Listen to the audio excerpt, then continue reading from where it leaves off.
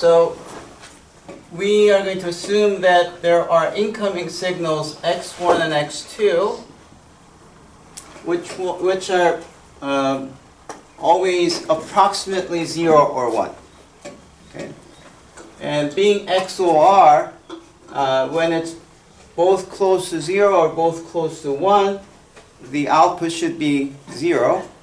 When one of them is close to 1 and the other is close to 0, in these cases, the output should be close to 1.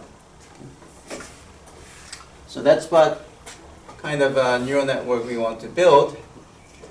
And we're going to say there's a layer of nodes which will take inputs from x1 and x2. So there's a net from, let me make the nodes a little bigger. Okay, so there's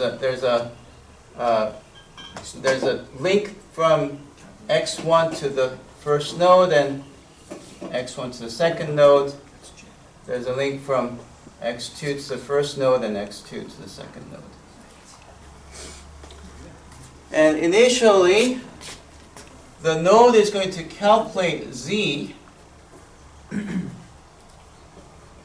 I'll call this z1 and z2.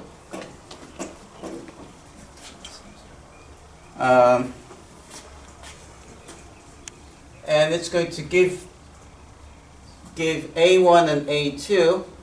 It's going to compute A1 and A2 and send it to the next one. And here's the way that Z1 and A1 and Z2 and A2 are computed. This is just pure math. Okay?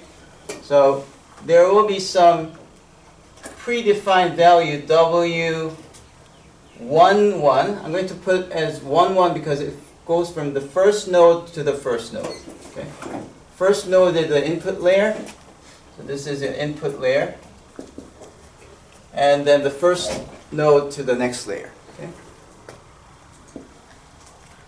And this one here is 1, 2, W12, because one goes from first node of the input layer to the second node of the next layer.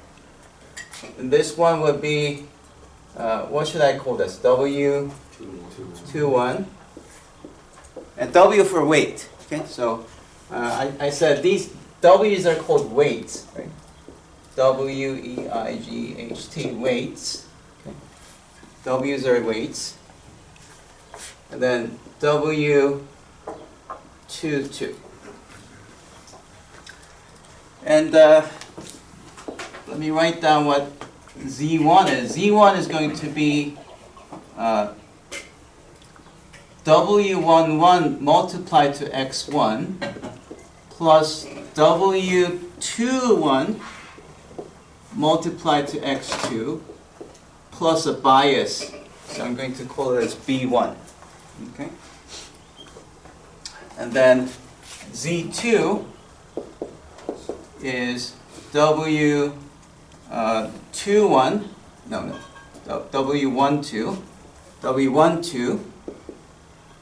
X1 plus W22 X2 plus B2.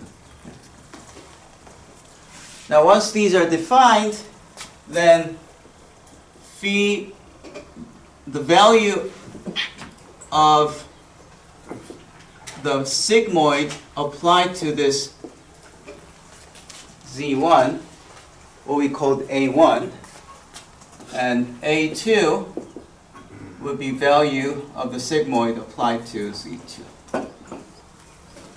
So phi is our sigmoid function. So I had my phi defined as 1 over 1 plus e to the negative e. Okay. And by the way, we also, a moment ago, showed that phi prime is same as phi times 1 minus phi. There's this identity enjoyed by the sigmoid function. Okay. Okay, so far, this is what you get. And then, A1 and A2 is going to be sent to the next node. Again, it's going to have some Z3, A3.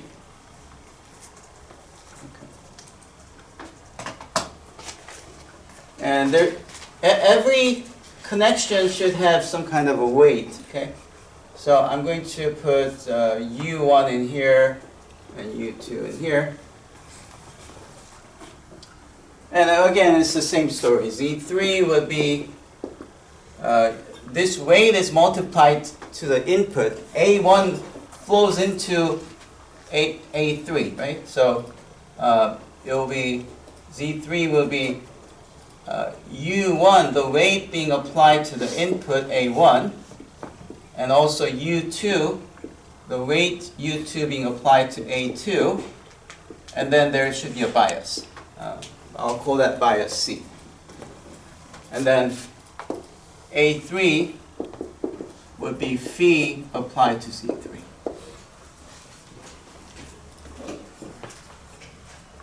So you can see that this neural network can accept signal, and the final value, because the final value is a sigmoid that's applied, it will be a value between 0 and 1. Okay?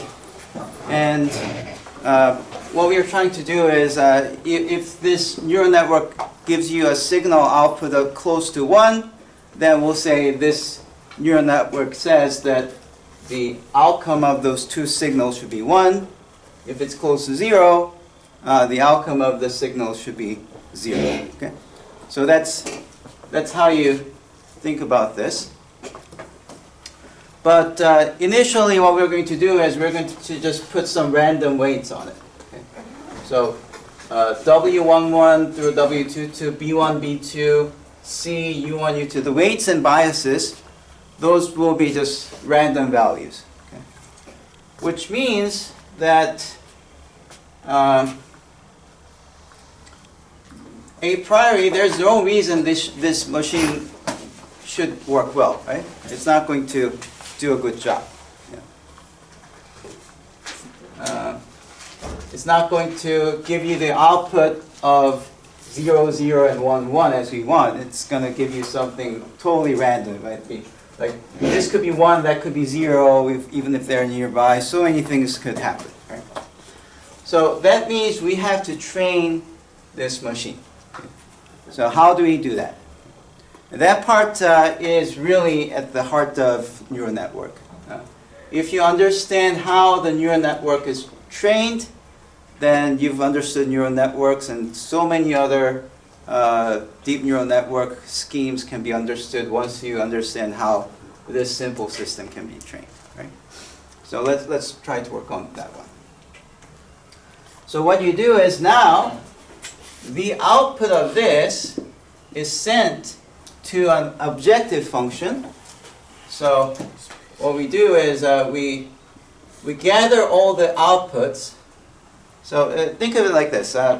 Let's say we have some thousands of such inputs. Okay? And we again split the data sets into training set and test set. Okay?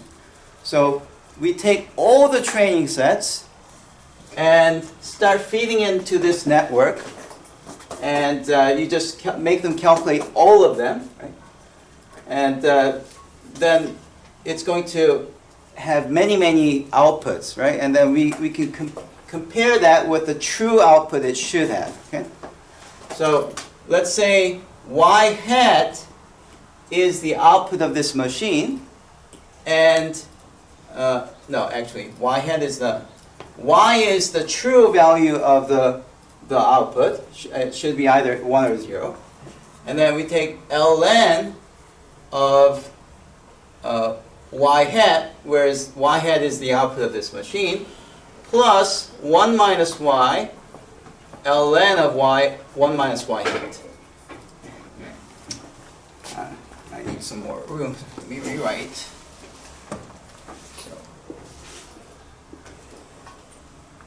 negative summation y times ln of y hat plus 1 minus y times ln of 1 minus y hat.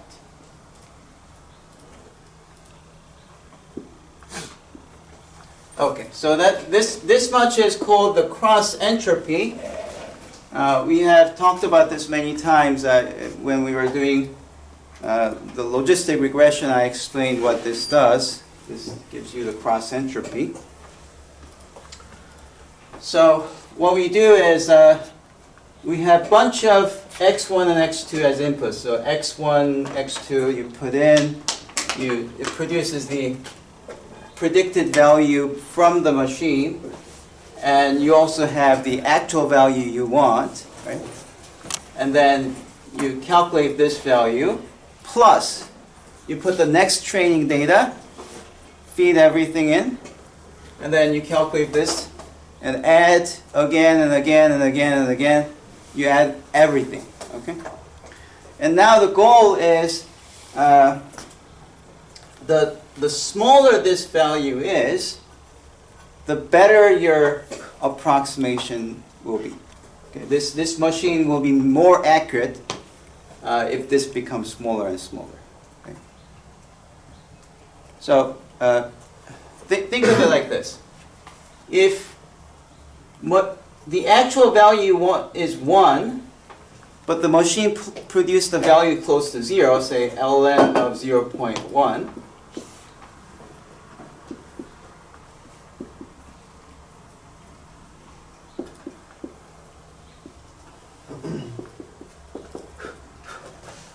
so if you have such a thing, what happens? This is a big negative value, right?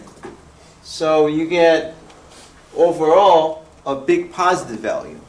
Whereas over here, this is 1 minus 1 is 0, right? So if something like this happens, if the prediction of the machine and what it should truly be is different, you get a very high value for this objective function. On the other hand, if the output of the machine is close to the actual one,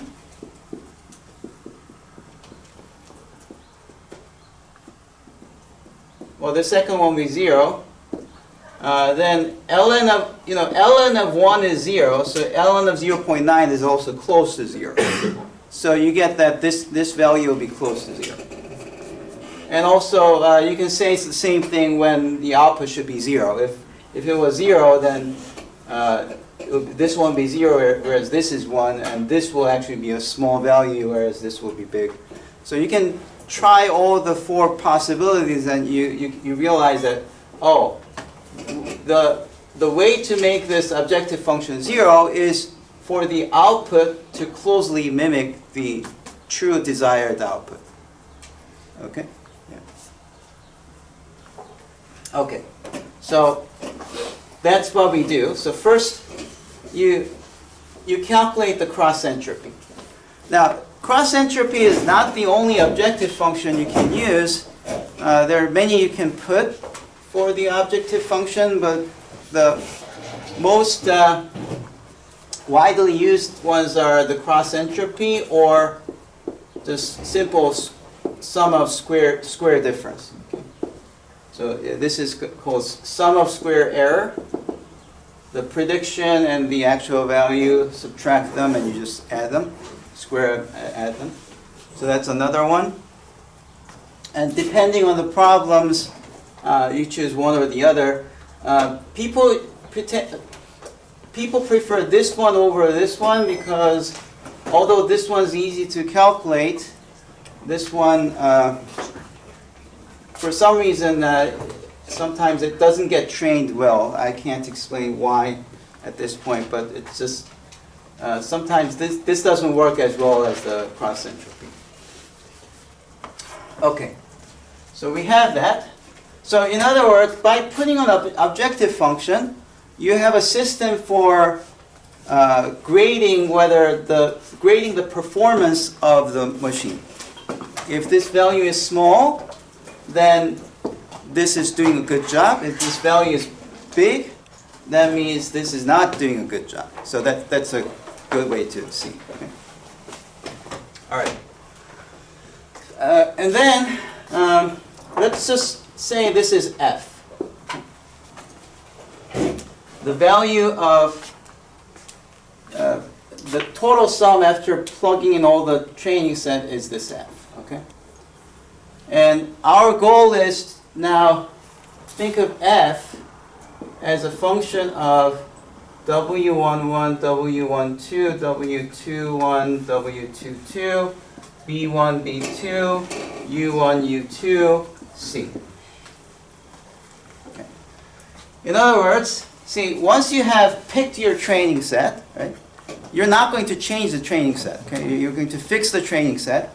So the inputs are all fixed. You try all of them, and you take the grand sum. That's your f. And therefore, now you view this f not as a function of x1 and x2, but rather you view it as a function of weights.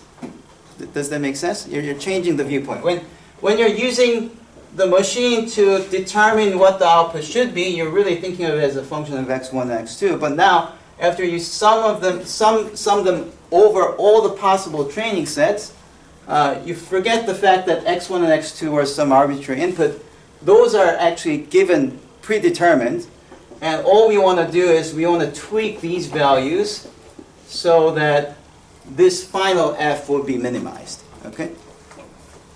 So now let's think about what it means to minimize f. So question is, how can we minimize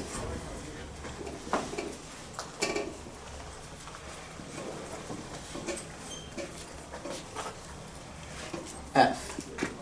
Because finding the weights that minimizes f means you've trained this successfully and it will behave correctly. Okay?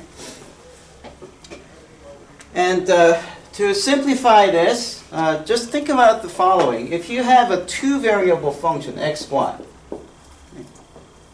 two-variable function, as a multivariable function, you can draw the graph, and the graph is a surface, right?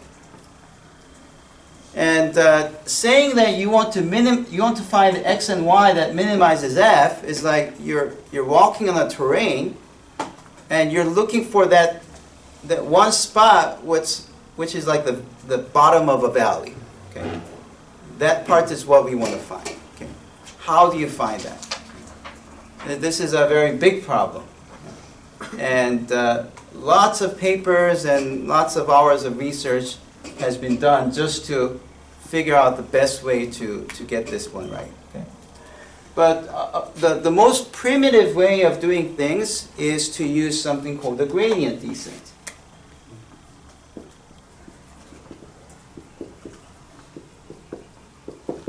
Okay, so what is a gradient descent?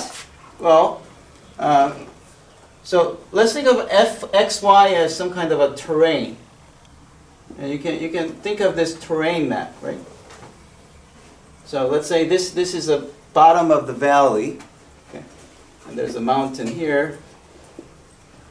So it's like this lowest point. This is a peak, or something like that. Okay? Can you imagine this? Like if you know how to read a map when you have a terrain lines, right?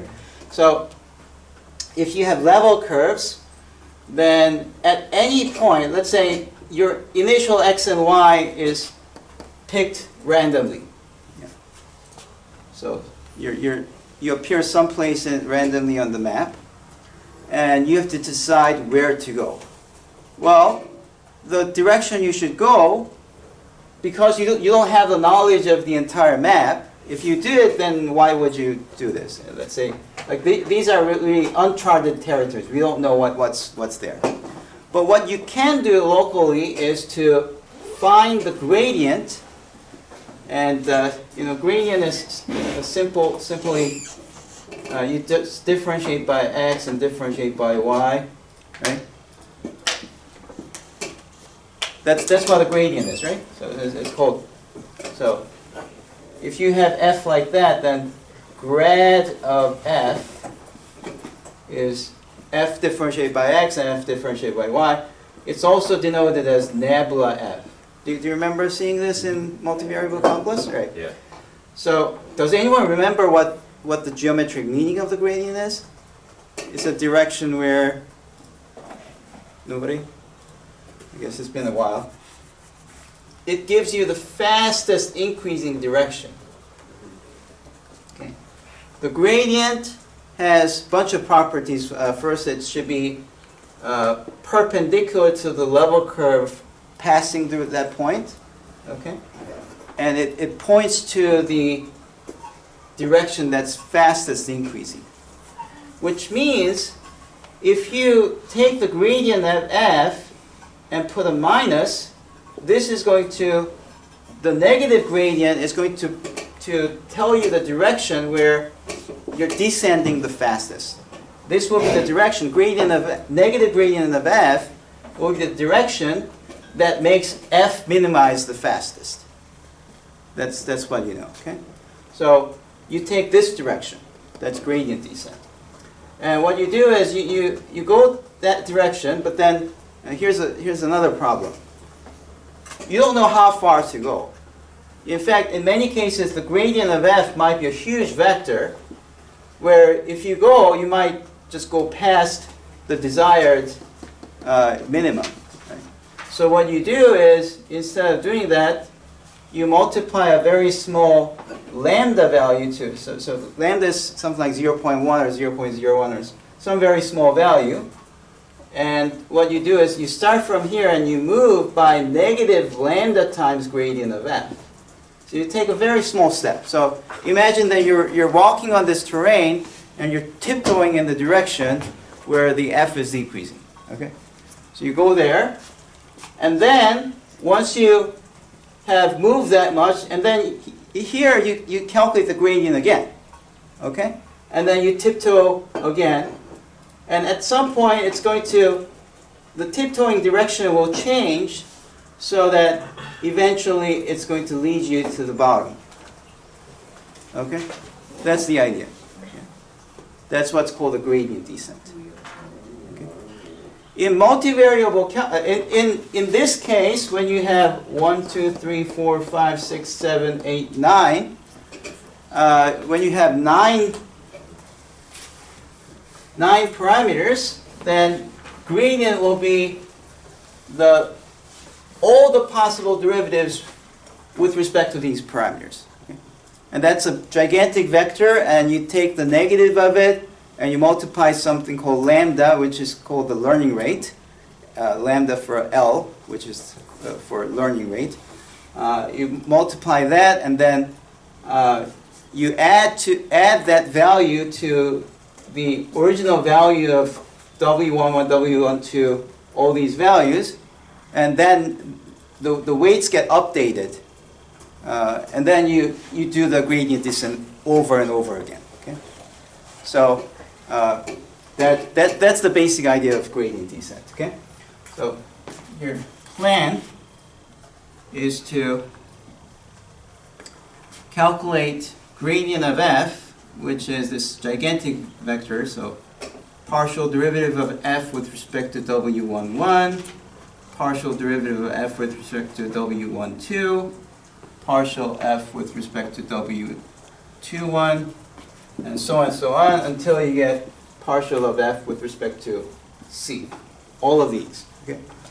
And then the new updated value, so W11 until c, this will be, so this new will be the old W11 through WC, old value that you use in order to calculate this gradient, and then you subtract lambda times this gradient of f. Okay.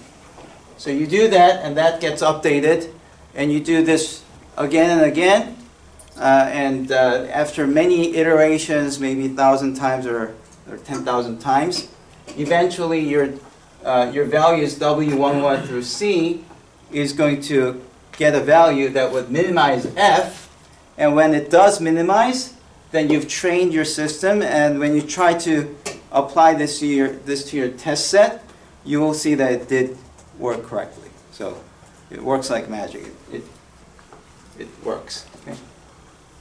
So that's the idea. Professor, Yes. can you just repeat what lambda is? Lambda is like instead of running, you tiptoe. So the negative gradient of f, this could be a huge value. So if it says, oh, go there, right?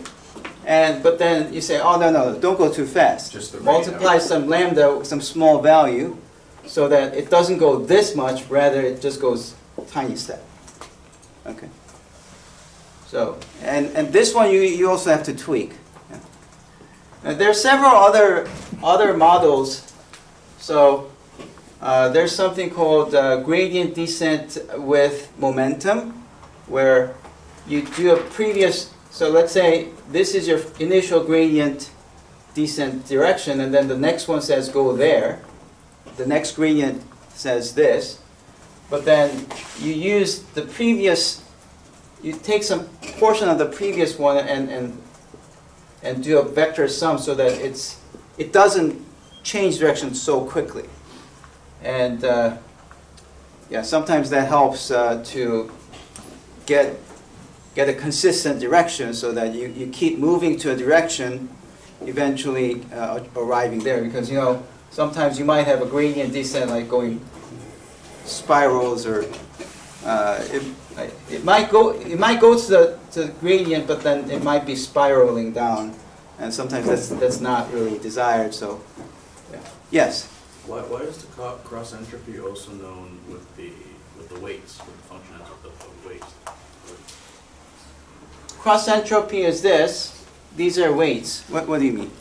Why can we express it like that? Because, well, at the end of the day, what is y hat? Y hat is all of these computed using all the formulas on the board, right? So the y hat depends on x1, w11, w12, z1, a1, u1, u2, and all of these. Okay? That's what y hat means. That's why y hat is. What Okay? does y mean in this case? Y is the actual output. Okay. So that it's a labeled data. So y only appears when you want to measure whether the machine learning did a good job or not. Okay?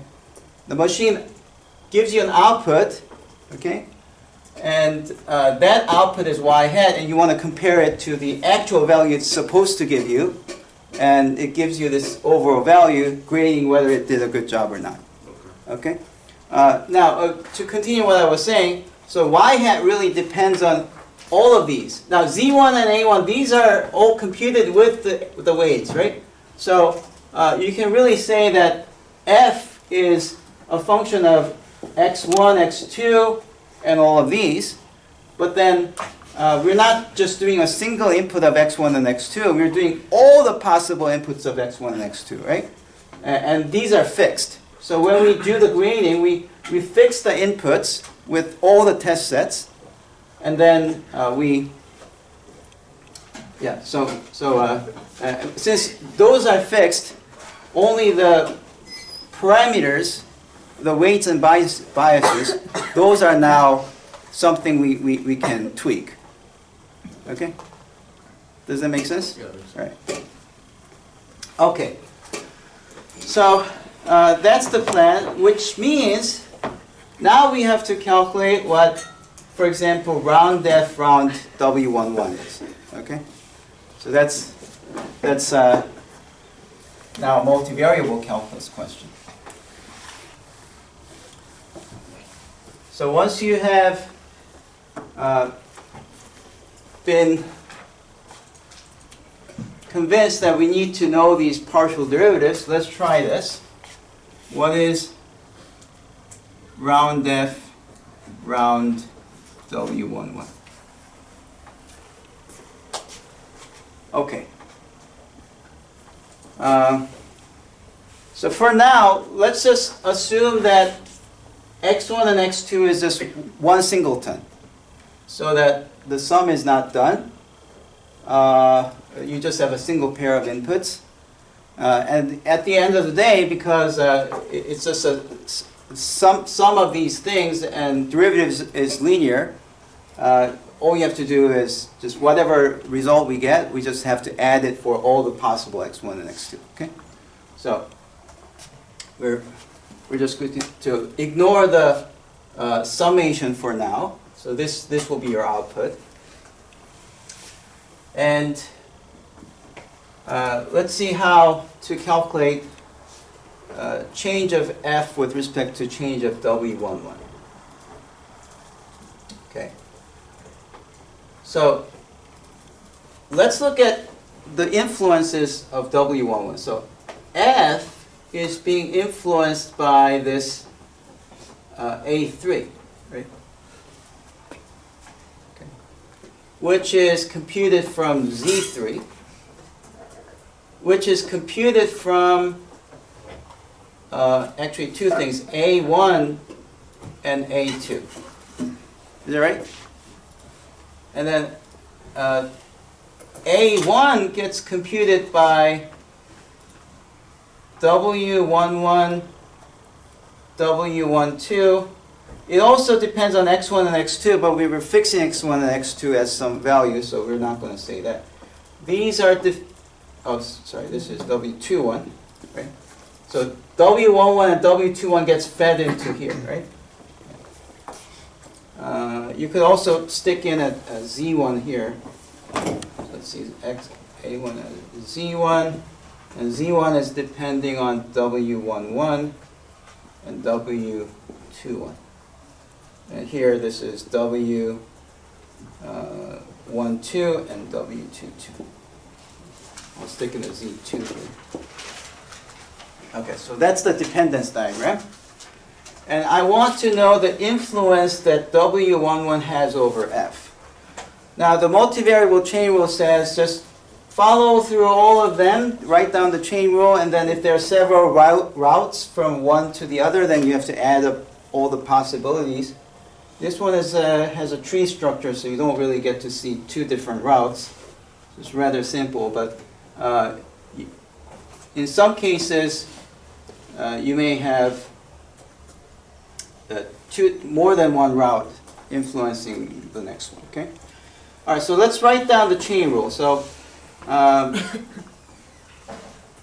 the way that W11 is going to affect F is like you have change of F with respect to change of A3.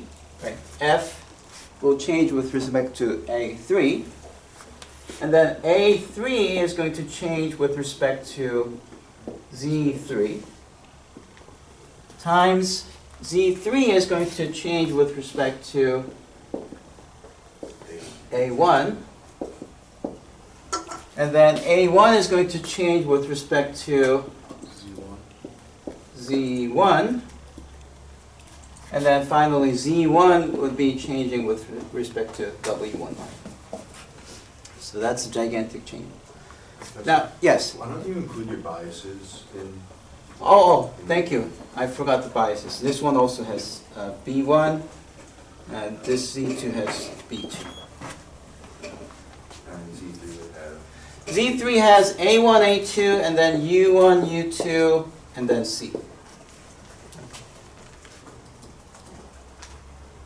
So that will be the entire thing. Okay, so now let's see. See, A3 gets fed in as y hat. So you should really think of F as y times ln of A3 plus 1 minus y ln of 1 minus A3. Where y will be a given value. Okay? Y is a given value. And so y is a constant, okay? And A3 changes with respect to whatever you feed into your W11. Eventually, tweaking W11 will change A3. So A3 will be a changing variable. So you're really thinking of this as a function of A3. Let's try to differentiate. What do you get if you differentiate this one by A3? So derivative of f with respect to a3. This is calculus 1 question. You know what the derivative of the log is, right? Yeah. What is it? 1 over. So it would be y times 1 over a3 plus 1 minus y times 1 over 1 minus a3. But because of the chain rule, when you differentiate the denominator, this inside function by a3, you're going to create negative 1, so there will be a minus 1 here.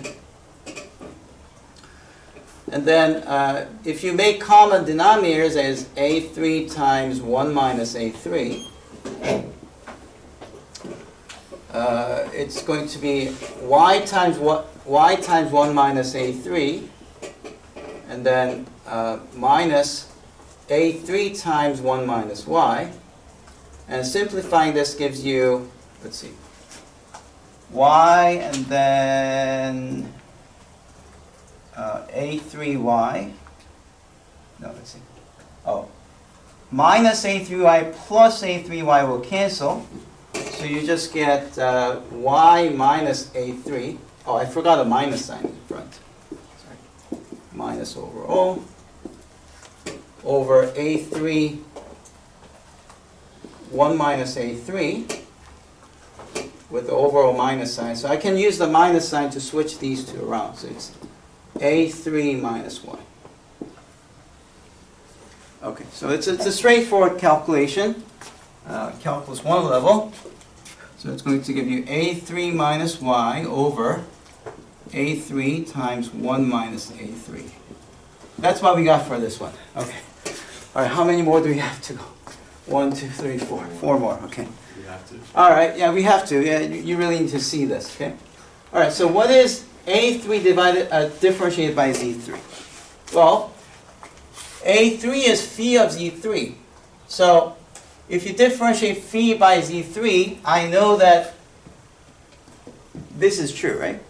So this portion is going to be, so we're trying to differentiate this, and that's going to be, according to this formula right here, it will be phi of z3 times 1 minus phi of z3. Okay? But phi of z3 is a3, right? So we can rewrite this as a3 times 1 minus a3. So that will be a3 times 1 minus a3. Okay.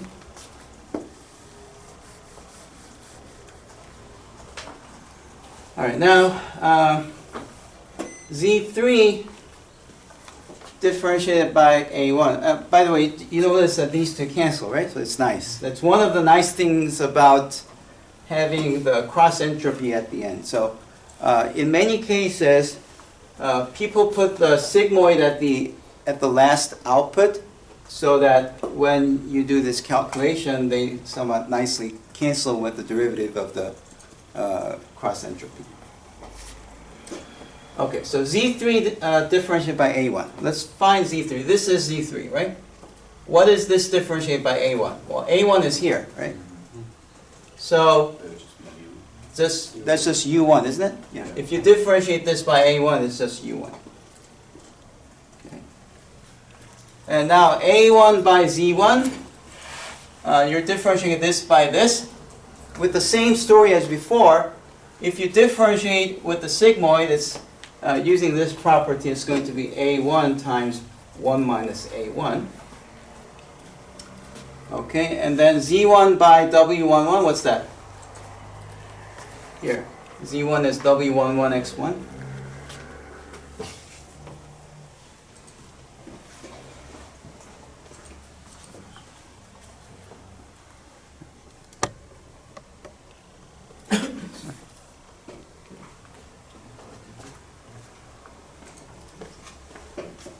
Okay, so if you differentiate z1 by x1, what do you get?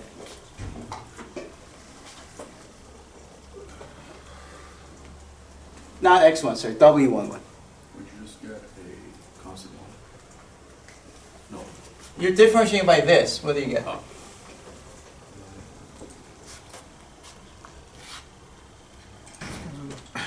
It's gonna be just one. Yeah. X1. x1, right? It'll be just x1. Yeah? With the first one, with respect to A3, did you distribute the negatives? I did. I put the, if you just write this as y minus a3, but there's a minus, so I Oh, used it okay. to switch Yeah. things around. Yes. Okay. And that's it. Wow. That's what we're going to get.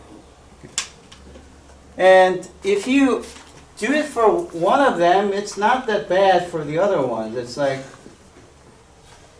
W1, 2 would be, everything will be the same except instead of Z1, it will be Z2, right?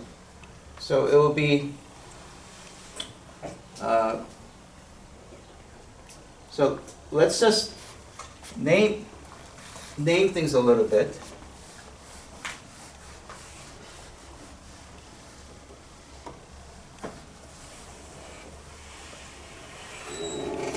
So this is like the derivative, right?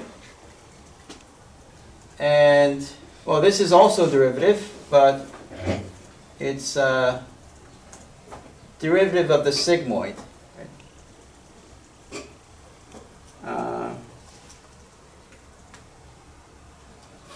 Right. So let's view this one as, well, that's just A3 minus y after canceling these two.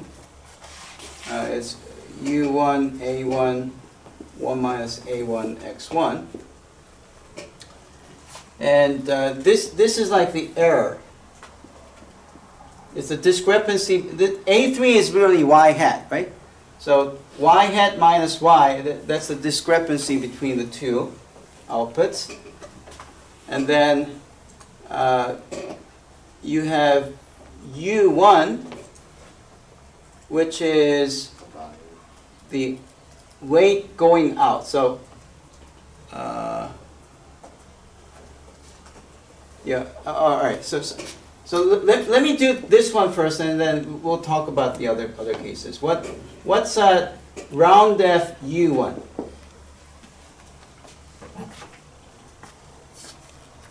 Round F u1 would be A1. it'll be, Oh, there it is. so it'll be round F A3, round A3 over Z3. So you see that this much is same as before. It'll be same as before. Times Z3. Z3 has U1 in there, right? Okay. So again, this gives you simply A3 minus Y. And what is Z3 differentiated by U1? A1. A1. Right? And what happened here is, this is the error of the final. At the last layer, it's error times A1 is the input coming into this connection, right? So you can think of this as error times the input. So that's how you can think of it. So then can you make that equation above u1 squared times 1 minus a1 x1? U1, no, there's only one U1, it's not U1 squared. I know, but we just found... No, this oh, this okay. has nothing to do with this Yeah, one. yeah. Okay. So now you can see that this one is like, this is the derivative of the sigmoid, and this is like the output weight, and this one is like your input. Okay. So in the last layer, it's simply error times input. So viewing like this gives you some shortcut to finding the derivative, because you can say, if you want derivative with respect to u2, well, it's still going to be the same error, a3 minus y. Right? But what is the input going into U2? It's A2, right? So it'll be A2. That will be the formula for U2. Oh, and then I also forgot, there's a C as well, right? What is C? Round F, round C. Well, C is in here, right? Z3. Z3 is directly affected by C3, C. So this is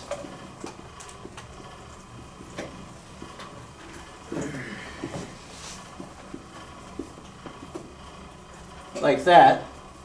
And these are already known. This is the error. But then Z3 differentiated by C is what? What do you get if you differentiate this by C? It's just one. It's just 1. Right? So just It's just the error. Right? And you can write down the results of U1, U2, and C by writing the following.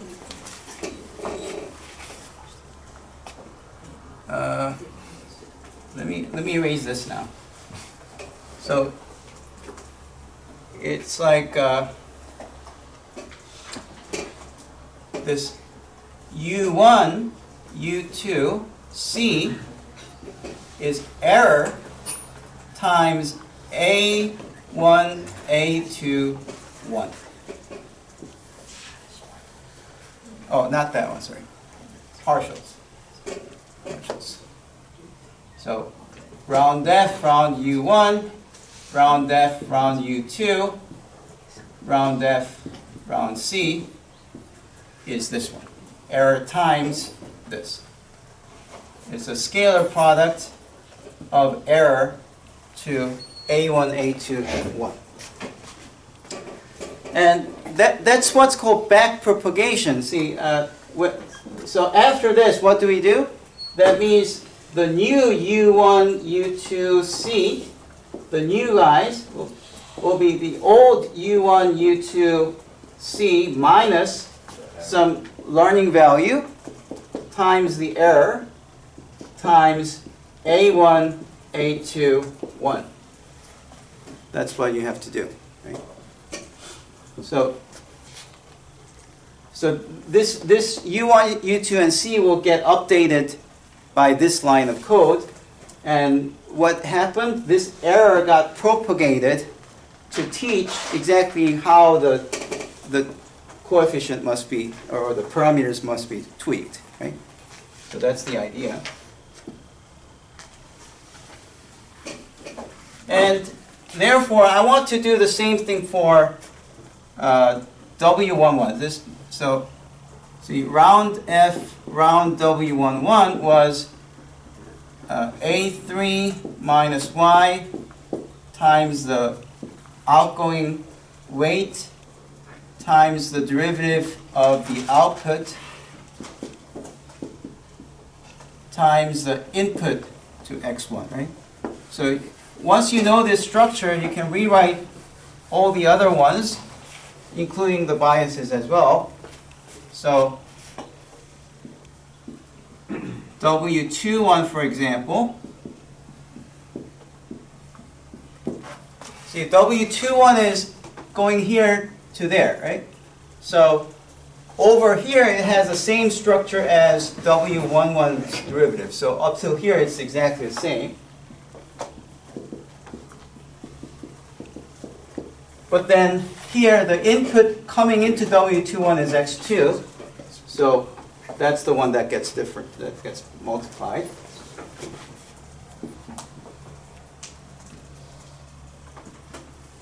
One, 2, on the other hand,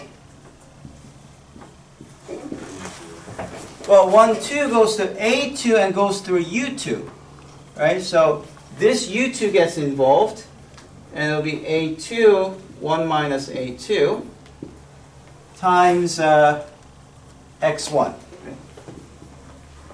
Because it came from here. And then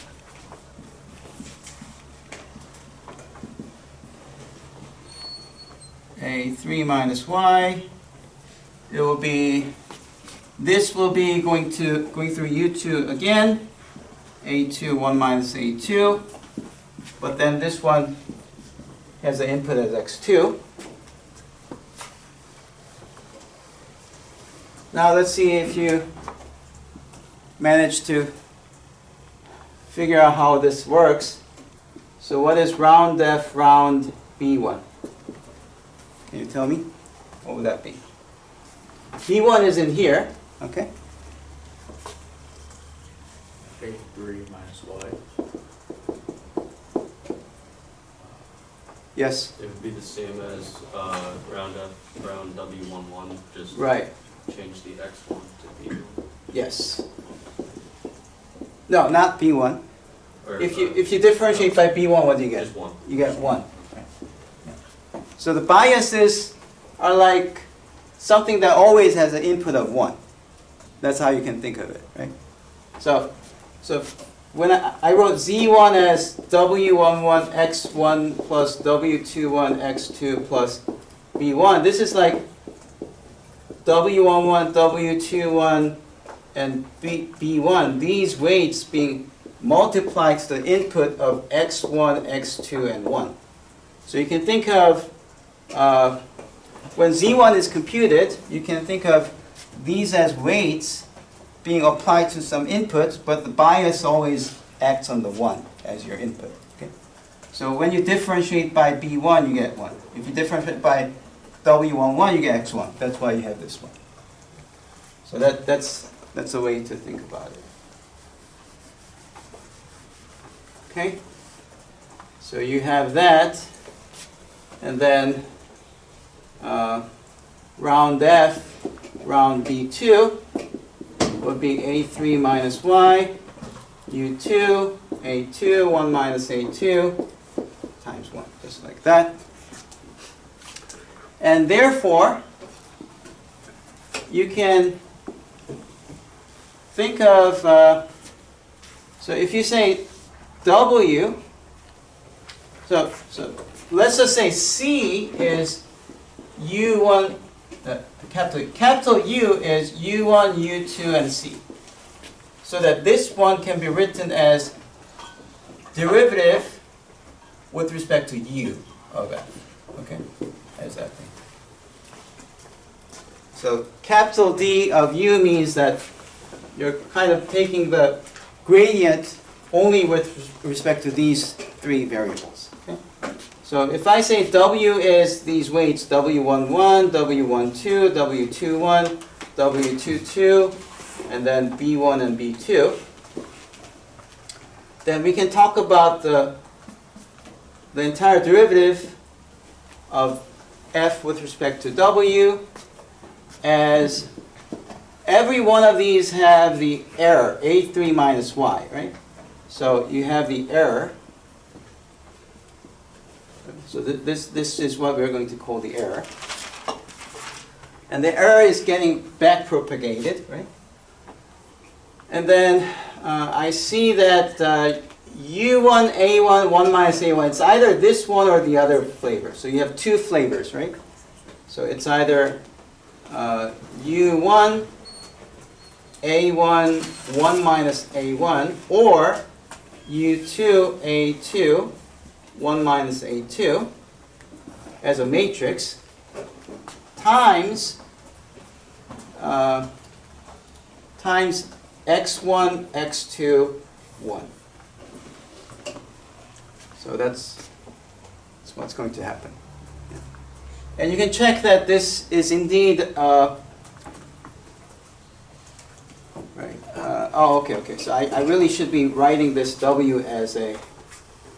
So let me redefine W. W is really like W11, W21, B1, and W12,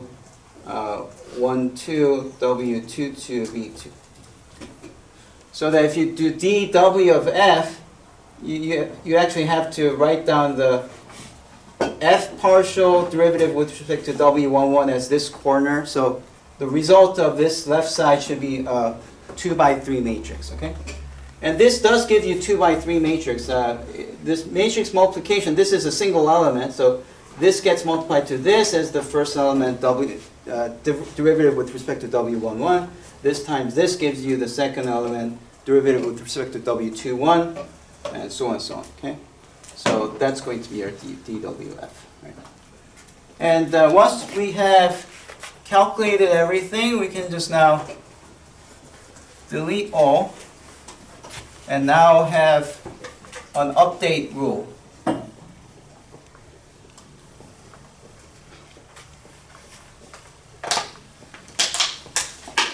So now let me outline the algorithm.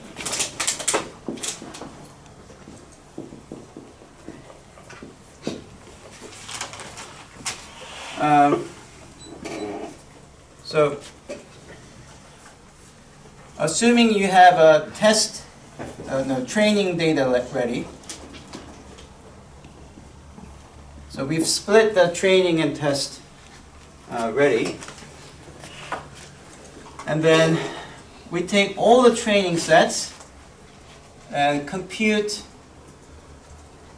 So for each x1 comma x2 from the training set in training data. Okay. What we do is calculate. See, at the end of the day, the z's don't appear at all. We just use the z to calculate, and the formulas don't have any z's, so we just have to calculate a1, a2, a3. So let's do that. A1 is going to be phi of W11x 1 plus W12x2 W21x2 plus B1. A2 is going to be phi of W12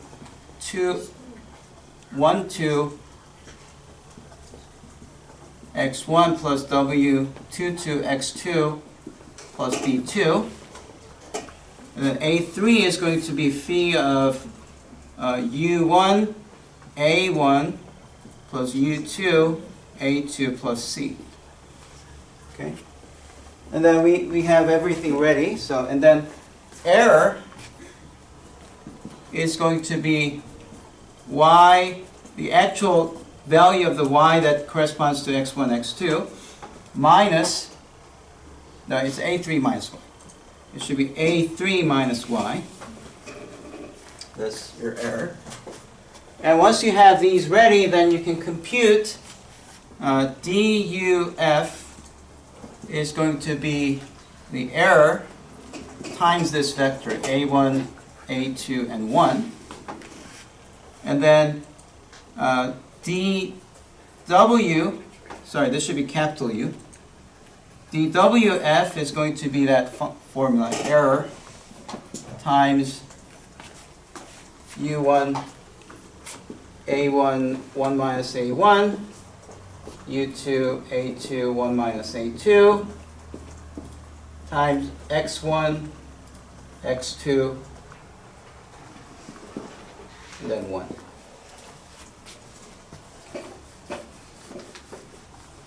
So you're going to compute the dUf and dWf, right? Oh, you know, you could randomize the values of all of these, but you can also just set all W11, W22 to C to 0. Okay, so set everything to 0 to begin with, and in that case, the original one will just give you 1/2 for everything, so it's not very interesting. But as it learns, it will have some meaning. Okay. All right. So, anyways, you do this, and then once you get dUf and dWf, now what you say is that U1, U2, C, the new, well, in computers, it's when you're updating, you don't have to distinguish between the new and the old. So what you do is you take U1, U2, C minus lambda times this gradient in the DUF. And then for W11, W12, actually 21, B1, W12, W22, B2, to this array you're going to put in W11, W21, B1, W12, W22, B2, minus lambda times dWf. Okay. You do that, and then yeah. So I said you should do this for all of the training values, right? But you can do this one by one and add them up. It will give you the same thing. See, if you include a sigma, I didn't include a sigma in my calculation, but if you include a sigma, this is simply the sum of all the possible training sets applied in calculating this. So you calculate this for each of the training data, and you add them up. That's your grand sum of the gradient. But it's okay. You can just do this. So you do this. So it's a gigantic loop for all of the data in the training. So you do that, okay? And then once, I just realized something. I should be careful.